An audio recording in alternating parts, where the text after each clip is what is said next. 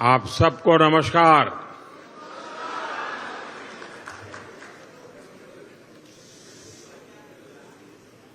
Indonesia आने के बाद, बाली आने के बाद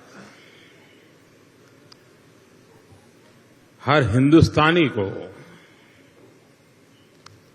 एक अलग ही अनुभूति होती है, एक अलग ही एहसास होता है। और मैं भी वही वाइब्रेशंस फील कर रहा हूं।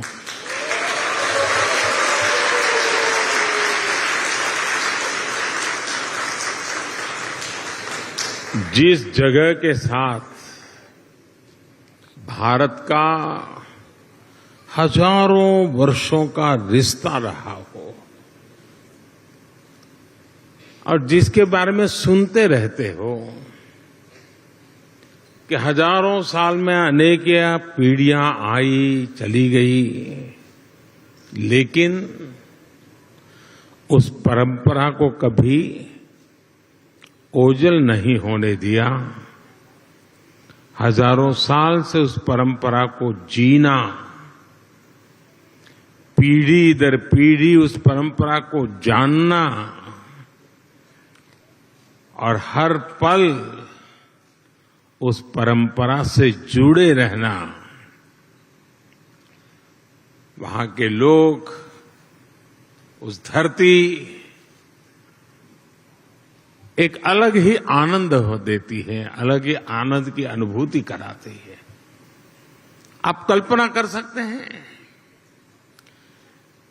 आज जिस समय मैं आपसे बात कर रहा हूं, हम यहां बाली में बैठे हैं, बाली की परंपराओं के गीत गा रहे हैं। उसी समय जब मैं आपसे बात कर रहा हूं, इसी पल बाली से 1,500 किलोमीटर दूर भारत के कटक शहर में महानदी के किनारे बाली यात्रा का महोत्सव चल रहा है, जिसे बाली यात्रा कहते हैं।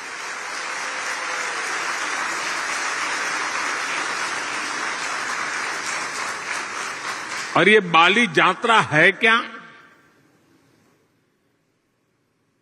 ये महोत्सव भारत और इंडोनेशिया के बीच हजारों वर्षों के ट्रेड रिलेशंस को सेलिब्रेट करता है।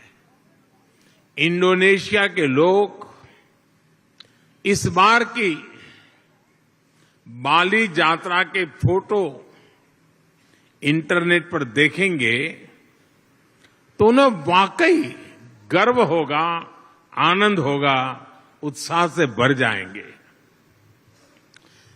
और कई वर्षों बाद, बीच में कोरोना के कारण जो दिक्कतें आई, उसके कारण कुछ रुकावटें आई थी, और अब कई वर्षों बाद बाली यात्रा, ये महोत्सव उड़ीसा में बहुत ही बड़े स्केल पर, भव्यता के साथ, दिव्यता के साथ, लाखों लोगों की भागीदारी के साथ, मास पार्टिसिपेशन के साथ अभी मनाया जा रहा है। मुझे बताया गया कि वहां के लोग ये बाली यात्रा के स्मरण में एक स्पर्धा चला रहे हैं। कहते हैं कि कागज के नाव बना करके बहाए जाएंगे, और वो वर्ल्ड रिकॉर्ड करने के मूड में है। इसका मतलब ये हुआ कि उड़ीसा में आज जो लोग इकट्ठा हुए हैं, उनका शरीर वहां है, लेकिन मन बाली में है, आप लोगों के बीच में है। साथियों, हम लोग अक्सर बातचीत में कहते हैं, इट्स अ स्मॉल वर्ल्ड, ऐसा ही शब्द है, it's a small world. Bharat और इंडोनेशिया के संबंधों को देखें तो ये शब्द नहीं है, ये हमें सच्चाई नजर आती है, सटीक बैठता है। समंदर की विशाल लहरों ने भारत और इंडोनेशिया के संबंधों को लहरों की तरह ही उमंग से भरा है, जीवंत रखा है। कभी थकान महसूस नहीं हुई, वो लहरें जैसे चलती रहती हैं, हमारा नाता भी वैसा ही जीवंत रहता है।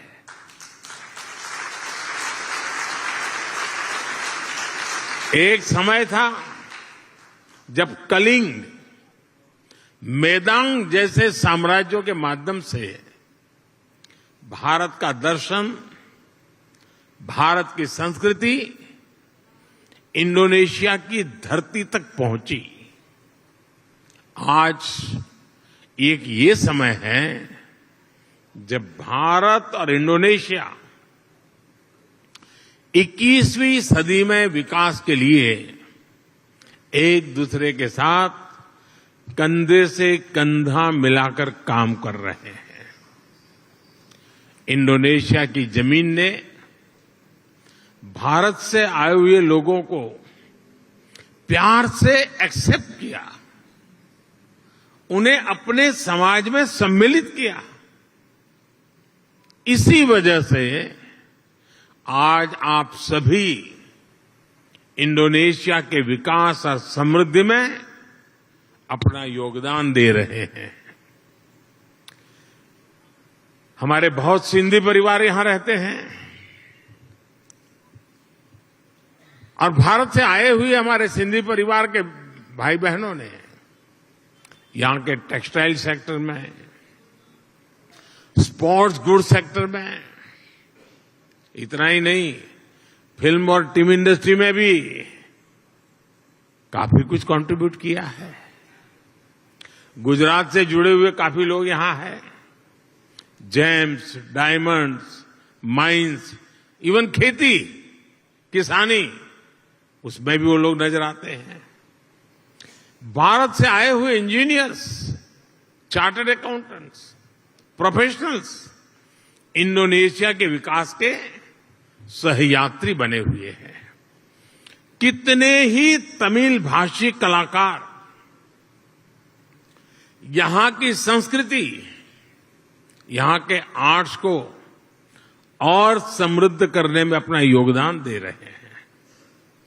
मुझे याद है जब 3-4 साल पहले इंडोनेशिया के बप्पा नयोमान न्यू आर्टाजी को भारत ने पद्मश्री से सम्मानित किया था। उस समय भारत का राष्ट्रपति भवन तालियों की गड़गड़ाहट से गूंजता ही रहता था। उनकी बनाई कलाकृति गरुड़ विष्णु केनकाना का कोई शायद हिंदुस्तानी ऐसा नहीं होगा जो उसकी प्रशंसा न करता हो। ऐसे ही इंडोनेशिया के वायन दिव्या और आगोस इंदिरा उदयन जी, उनको जब पद्म सम्मान मिला था तो मुझे उनके बारे में काफी कुछ जानने का, निर्णय करने से पहले मुझे काफी कुछ उनके विषय में जानने का मौका मिला। आगोस इंदिरा उदयन जी, आप भली भांति परिचित हैं उनसे और आज यहां मौजूद भी हैं। वो बाली में महात्मा गांधी के विचारों को आगे बढ़ाने के लिए जी जान से जुटे हुए हैं।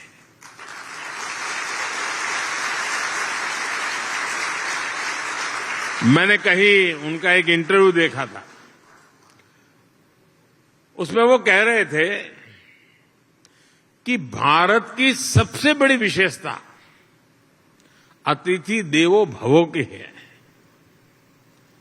यानी अतिथि देवो भव, ये भावना जो है ये हर भारतीय के रगों में है। अपनत्व का ये भाव प्रकट होता है। मुझे इंटरव्यू पढ़कर अच्छा लगा। आज भारत दुनिया की फास्टेस्ट ग्रोइंग लार्ज इकोनॉमी है। आज भारत डिजिटल लेन देन में दुनिया में नंबर 1 है। आज भारत ग्लोबल फिनटेक के मामले में दुनिया में नंबर 1 है। आज भारत आईटी बीपीएन के लिए आउटसोर्सिंग में दुनिया में नंबर 1 है। आज भारत स्मार्टफोन डेटा कंजम्पशन में दुनिया में नंबर 1 है। आज भारत कितनी ही दवाइयों की सप्लाई में, अनेकों वैक्सीन की मैन्युफैक्चरिंग में दुनिया में नंबर 1 है। साथियों, 2014 के पहले और 2014 के बाद के भारत में बहुत बड़ा फर्क जो है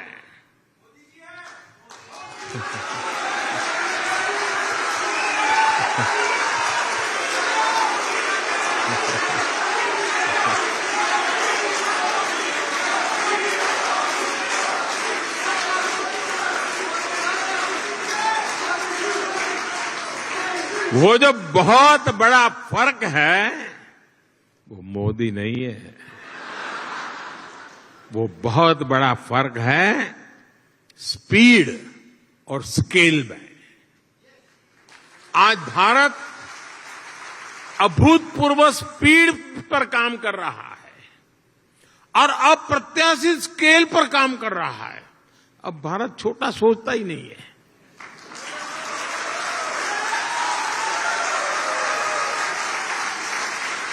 स्टैच्यू बनाएगा तो दुनिया में सबसे बड़ा, स्टेडियम बनाएगा तो दुनिया में सबसे बड़ा। 2014 के बाद से भारत ने 320 मिलियन से अधिक बैंक अकाउंट खोले हैं, बैंक में खाते खोले हैं।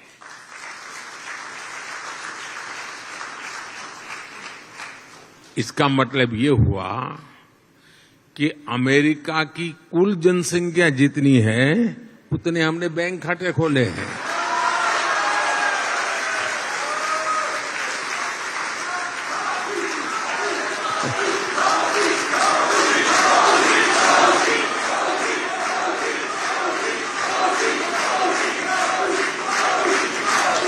दो 2014 के बाद से भारत ने करीब 3 करोड़ गरीब नागरिकों के लिए मुफ्त घर बनाए हैं। घर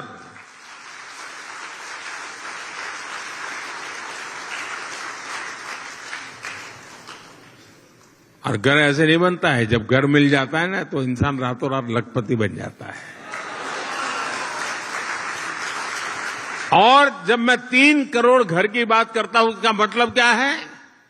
इसका मतलब ये है कि ऑस्ट्रेलिया के परिवार को नहीं, ऑस्ट्रेलिया के हर नागरिक को घर मिल जाए, इतने घर बनाए हैं।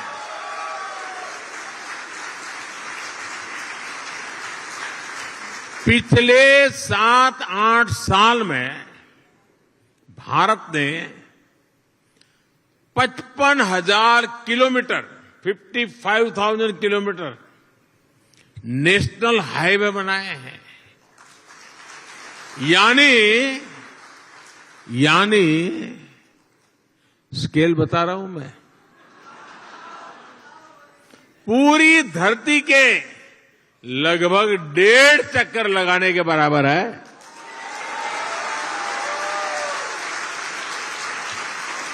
आज भारत आयुष्मान भारत योजना के तहत जितने लोगों को 5 लाख रुपए तक के मुफ्त इलाज की सुविधा दे रहा है, 5 लाख रुपए तक अगर उसका मेडिकल बिल 1 साल का बनता है तो जिम्मा सरकार उठाती है। इसका बेनिफिट कितना लोगों को मिलता है? 5 लाख रुपए तक की मेडिकल सुविधा जो मिलती है वो पूरे यूरोपियन यूनियन की कुल आबादी से ज्यादा लोगों को मिलती है।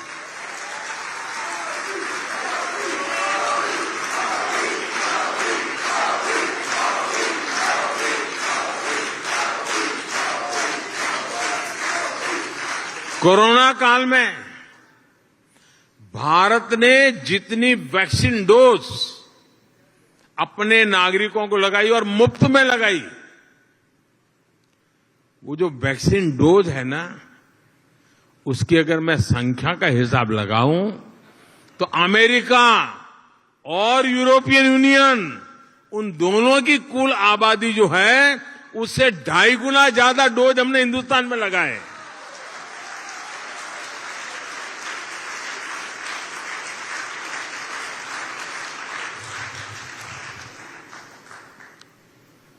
ये जब सुनते हैं तो आपका सीना चौड़ा होता है कि नहीं होता है? आपको गर्व होता है कि नहीं होता है? आपका माथा ऊंचा होता है कि नहीं होता है? और इसलिए मैं कहता हूं कि भारत बदला है। साथियों, आज का भारत अपनी विरासत पर गर्व करते हुए, अपनी विरासत को समृद्ध करते हुए, जड़ों से जुड़े रह करके आसमान छूने के लक्ष्य के साथ विकसित भारत बनाने के लक्ष्य को लेकर के अब निकल पड़ा है।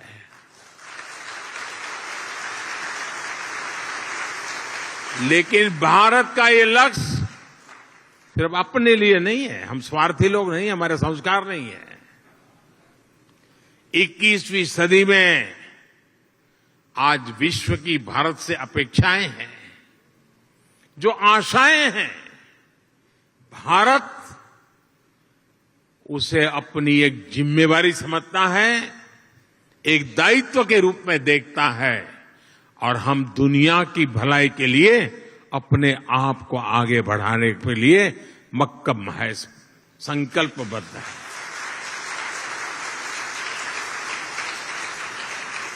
आज अपने विकास के लिए भारत जब अमृत काल का रोडमैप तैयार करता है तो उसमें दुनिया की आर्थिक राजनीतिक आकांक्षाओं का भी समावेश है।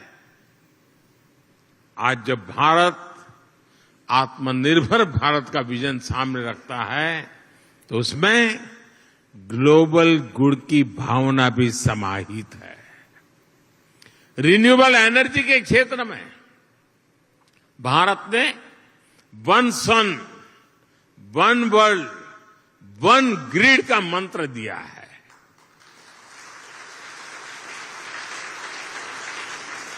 वैश्विक स्वास्थ्य को मजबूत करने के लिए भारत ने वन अर्थ वन हेल्थ इसका अभियान चलाया है। क्लाइमेट चेंज जैसी चुनौती से निपटने के लिए और जो आइलैंड कंट्रीज होते हैं उनके लिए तो भारत एक वरदान के रूप में काम कर रहा है। क्लाइमेट चेंज की जो मुसीबतें हैं उसको निपटने के लिए भारत ने विश्व को मिशन लाइफ का समाधान दिया है। मिशन लाइफ यानी lifestyle for environment. Mission life यानी पृथ्वी के प्रत्येक नागरिक द्वारा ऐसी लाइफस्टाइल को आत्मसात करना जो पर्यावरण के अनुकूल हो, जो क्लाइमेट चेंज की चुनौती से हर पल निपटती हो। आज जब पूरा विश्व एनवायरमेंट फ्रेंडली और होलिस्टिक हेल्थ केयर की तरफ आकर्षित हो रहा है तो भारत का योग, हमारा आयुर्वेद, ये पूरी मानवता के लिए तोहफा है। और साथियों, जब आयुर्वेद की बात आई है तो मुझे भारत इंडोनेशिया के एक और जुड़ाव का ध्यान आ रहा है।